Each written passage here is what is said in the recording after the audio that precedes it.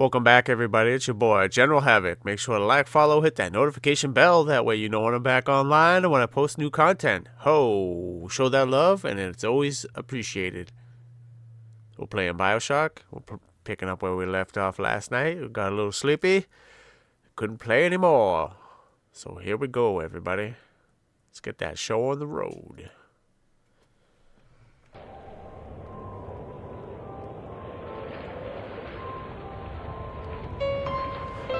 Ding ding, skidoo. Fort Frolic. We're frolicking. Oh, frolicking. Watch me frolic, everybody. Frolicking.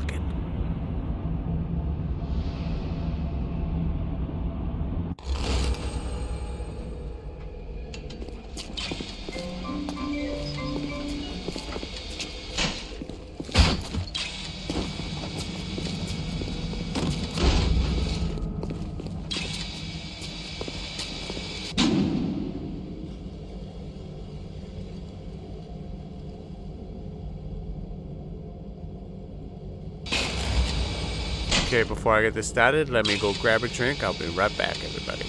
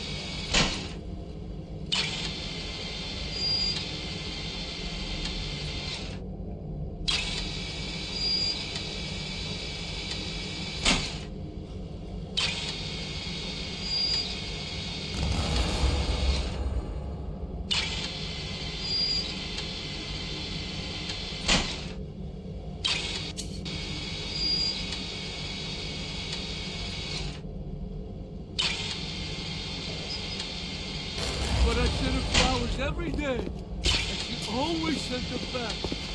You call that gratitude? I'm not a bad person! Go back, everybody. Just in time, apparently.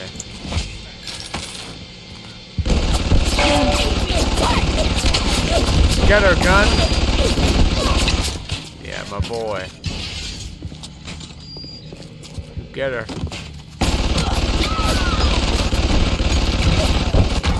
Light her up for me, buddy.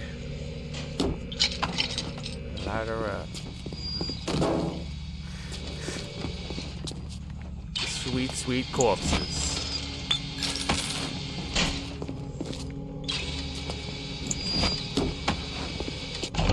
Welcome to the circus. Guess our values. Ga.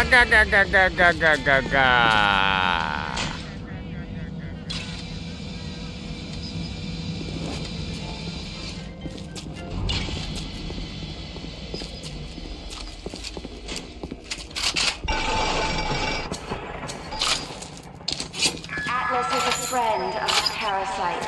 Don't be a friend of Atlas.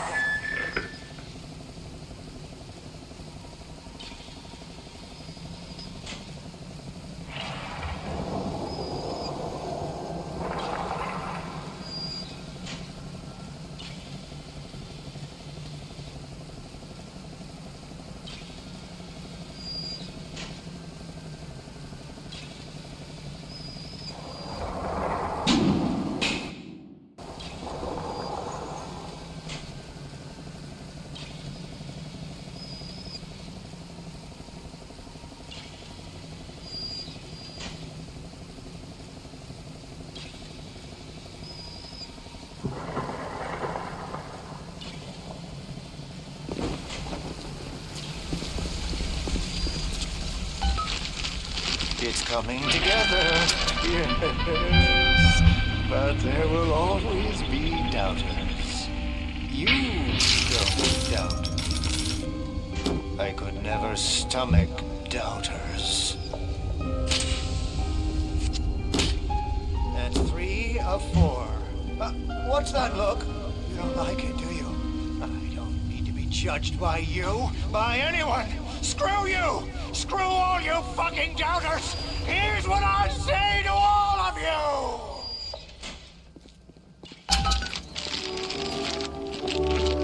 Fly away, little moth! Fly!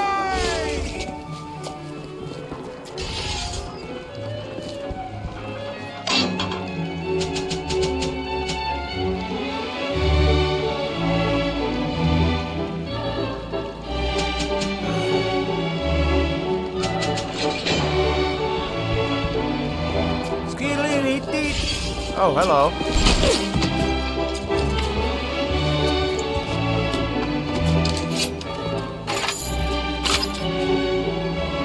Skidly-dee-dee. Skidly-dee-dee. Is that all you were gonna throw at me there, bud? Oh, there we go.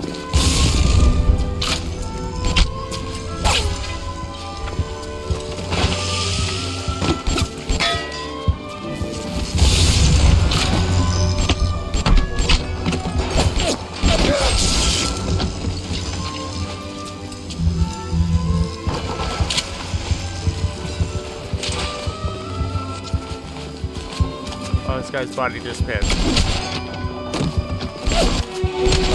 Smile! Smile!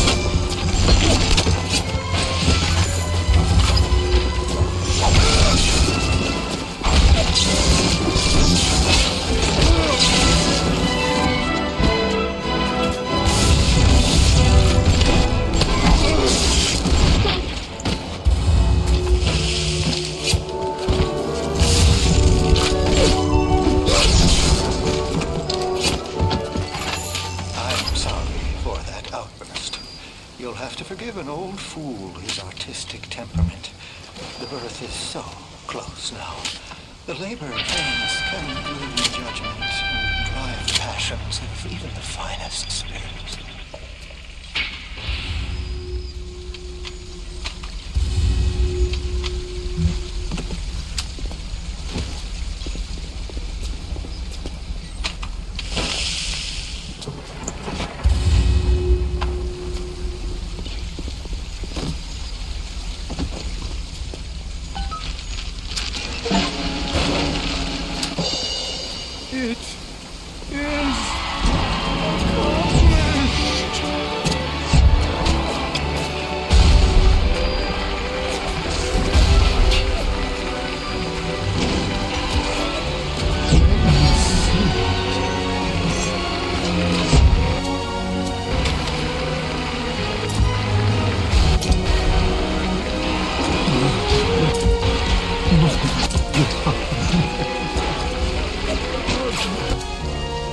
That's your big photo op, Mr. Cohen.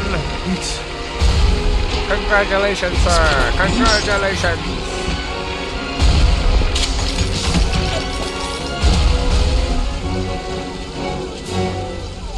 You'll find your path to Ryan is now clear. This guy's ugly face. You may avail yourself upon one of my lessons as a token of our kindness.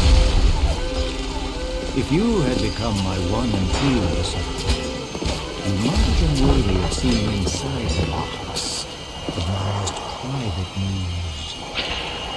But who knows if that man is yet even born?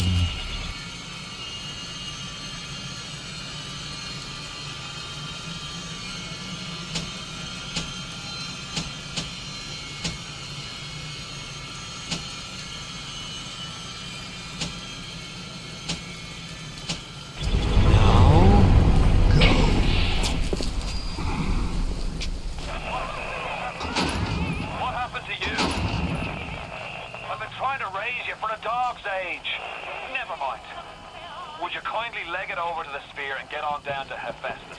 Time to settle up with Ryan. Go.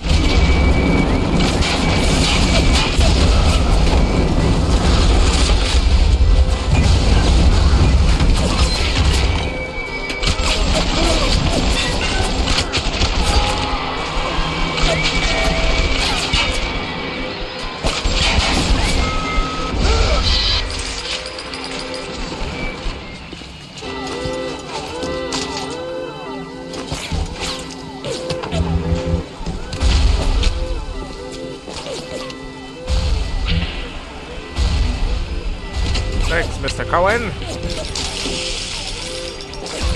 Thank you kindly.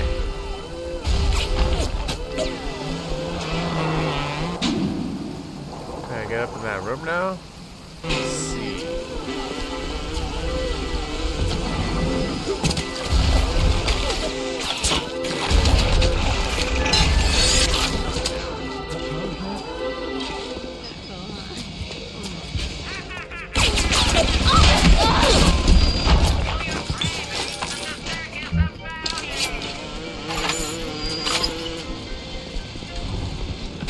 So stuck up. I'll proximize Is that someone now? Yeah!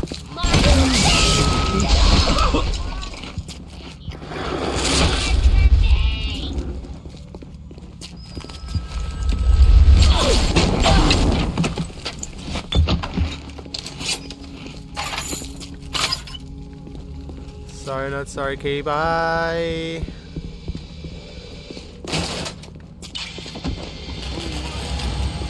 Your sister! Your cousin! I don't... Here we go.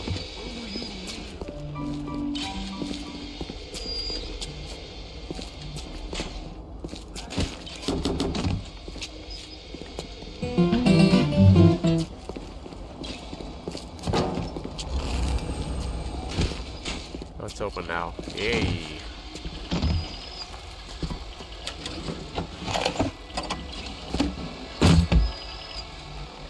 I could have been the toast of Broadway, the talk of Hollywood, but instead I followed you to this soggy bucket.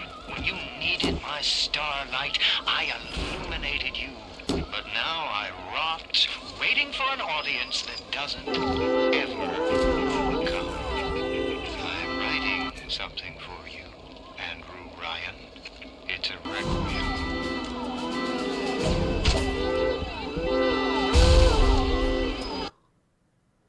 Rapture is filled corner to corner with detail and history, and the cast of characters that occupy this world are no less dynamic. Every splicer, every level boss has Very a story. nice. In many Director's ways, these cut. characters are Oh. a reflection of their environment, and their environment a reflection of their character.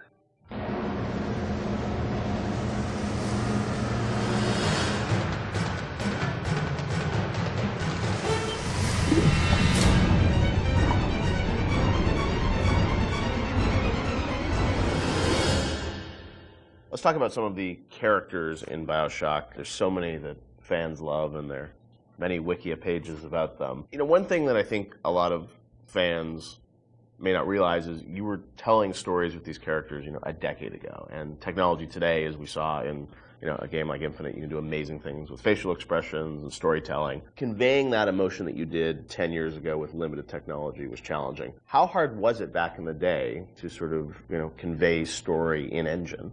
We had such a small team that, you know, we had to show Tenenbaum or Atlas. They were just splicer models, right? Yeah, Oh, really? Tenenbaum was Ladysmith, which is, there's a reason that she's in shadow behind glass, and it's not to be dramatic. It's because we couldn't afford to build another. Really? Yeah. So just something as simple as that, like you couldn't afford to build a model. We didn't have the, yeah, we didn't have the, we had a few character models in the game. There's the what, budget maybe or the 8 or 9 time to build character a new models? character Really? model, yeah. Wow. So we're like, oh, we'll put her in silhouette behind a light, and people think it's noir. And so much of it was driven by the voice performance, I feel like, too, because I mean, that it all had to, it was like a radio play in many ways still. Yeah, we had some really good actors, and I was able to spend a lot of time with them. And the fact that I could write the stuff, direct it, and then rewrite in the room, and the fact that we had actors who were, for whatever reason, you know, I wasn't even in the same room as them. I was on a speakerphone. Right. They were in a studio in New York or LA or something. I don't think I met any of them. Really?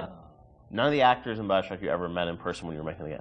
Maybe since, but at the time I hadn't met a single one of them. Except maybe a couple people, like, you know, I played the Circus of Hours thing. Nate Wells played the Jack on the plane. You know, a couple of people in the studio. It was community theater, you know, in terms of the tech and the sort of time we had for it. But the actors were, you know, we had some exceptional actors. I will say, as you know, doing animation on that game, that you can hide bad animation behind really good audio, and it makes the animation look better. We didn't have a tech animator. It was me. I'd never rigged characters before, and now I'm rigging characters, trying to figure out how, you know, to get all these characters out to the animation team. So we're very limited when it came to animation tools. Yeah, Since apologize to my animators. No, but you did the big. I mean, for your first game that you rigged the Big Daddy, which is, you know, it's not an easy character to rig. It was, you know, we figured it out, but the tools that we had on Infinite were not the tools that we had on Bioshock. So we figured out what we could do and what we could do well, and tried to hide,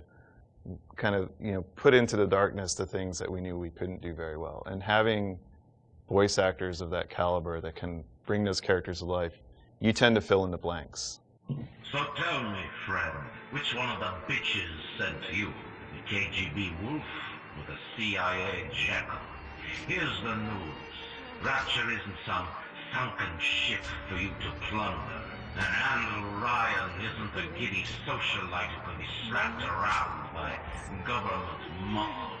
And you did get to revisit Rapture in the DLC for Infinite, and, you know, with today's technology, or technology from a few years ago, I'm sure it was liberating for you guys in some ways to be able to use that tech to bring the environment and also characters to life. What was that experience like for you guys to go back and sort of revisit Rapture?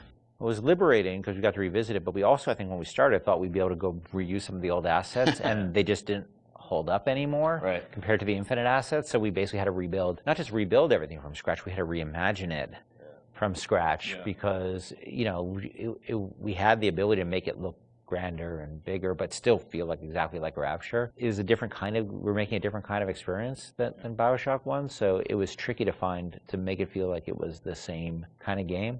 Because it wasn't, you know, the first one was sort of an action game, the second one was really a stealth game. You know, the Barrel Sea Part 2 was really a stealth game, and you're really telling the story of Elizabeth throughout those things. Yeah. So it was a different lens, but it was also cool because it allowed me to make the whole story about Elizabeth. You know, to have her be central to the franchise from the very beginning, and she was always, you know, she became the heart of it to me, and to have her, it was really exciting for me to make her, you know, her heroism be something that set the events of Bioshock into motion, which eventually, you know, saves all the little sisters. That was really gratifying, a nice way to tie the whole thing up for me.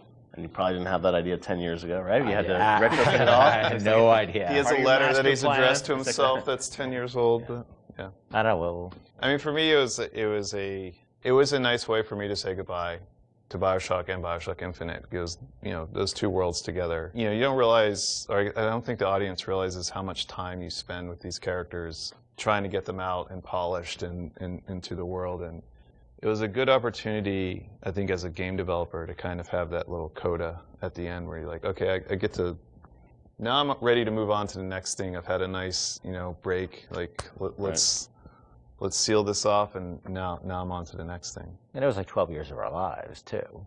Between the very beginning of it, and it was a long time. Well, I mean, so my daughter, who is 16 now, I did a lot of filming of her when she was 6 as a little sister. Wow. And this was not mocap, I was just running around the office.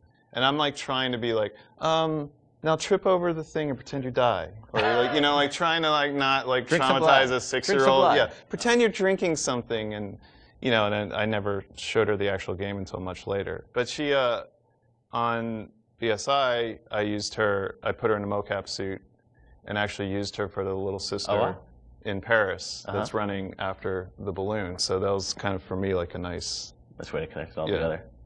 Were there any characters on the original game that you found hardest to write? I mean, you mentioned recasting Atlas, things like that, but was there a character that was the most challenging for you, Ken?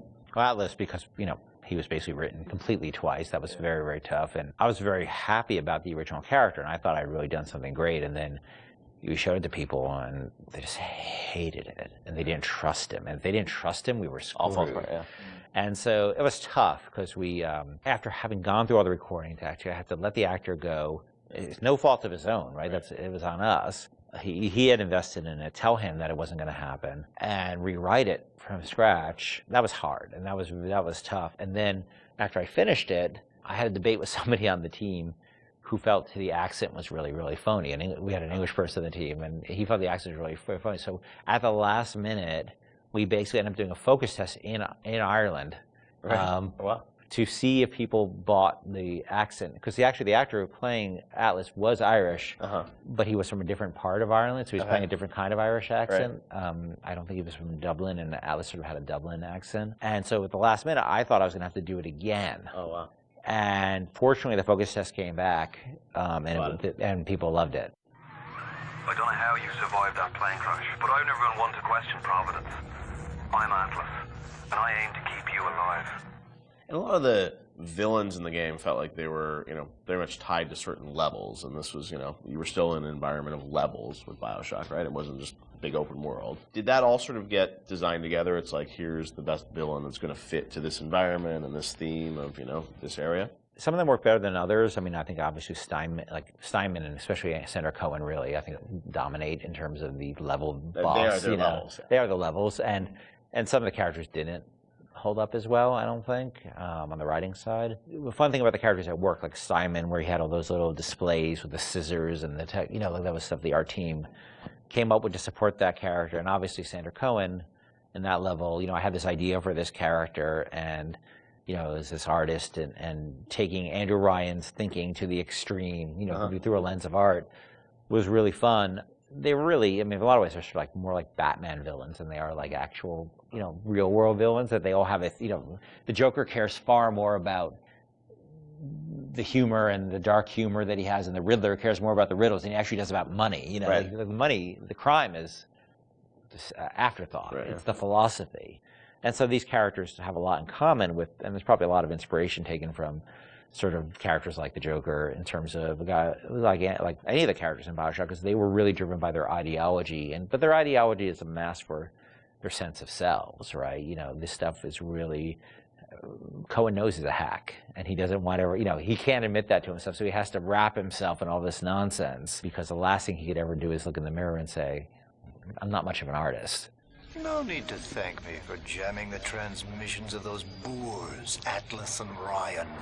Let them have their squabble. The artist, yes, the artist knows there is richer earth to till.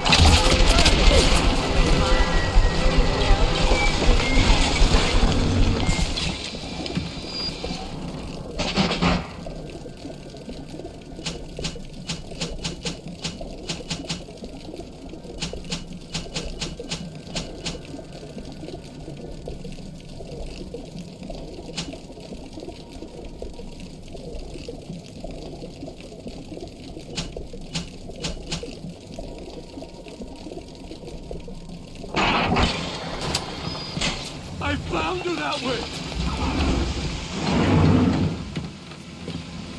Go run!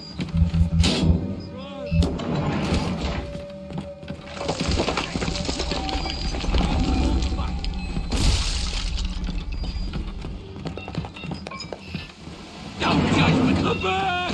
Please!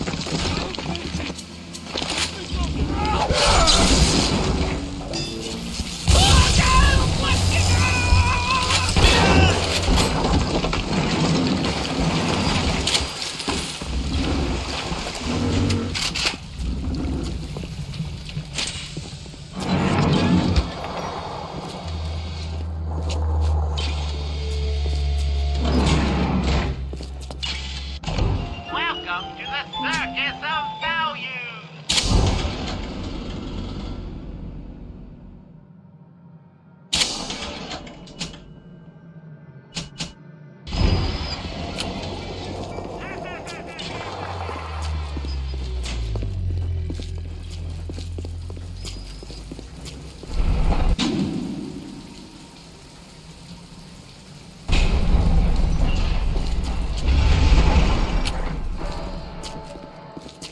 The smuggler is the friend of the parasite. It is your duty to...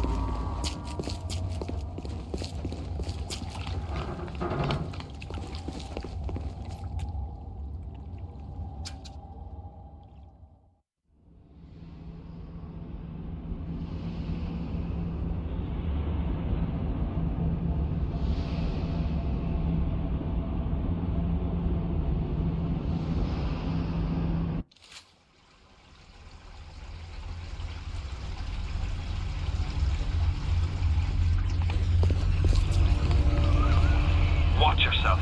Ryan's stirring. We best keep to our knitting. It's time to either run the table or go home empty. Ryan's got the genetic key to Rapture. We get that from him and we get out of this hellhole. We don't, then you and I are ghosts. Now would you kindly head to Ryan's office and kill the son of a bitch? It's time to finish this.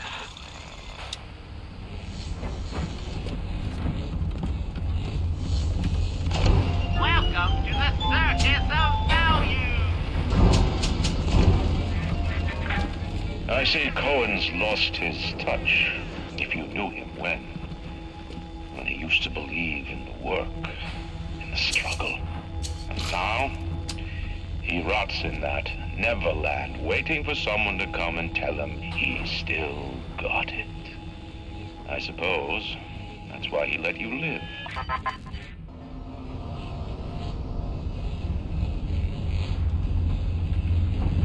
Alright, y'all, we're gonna hop off this and play some Hunt Showdown.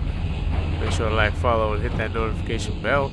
That way you know when I'm back online, when I post new content. It's greatly appreciated, everybody. It's your boy, General Havoc, signing off for now. But I'll be on Hunt Showdown momentarily.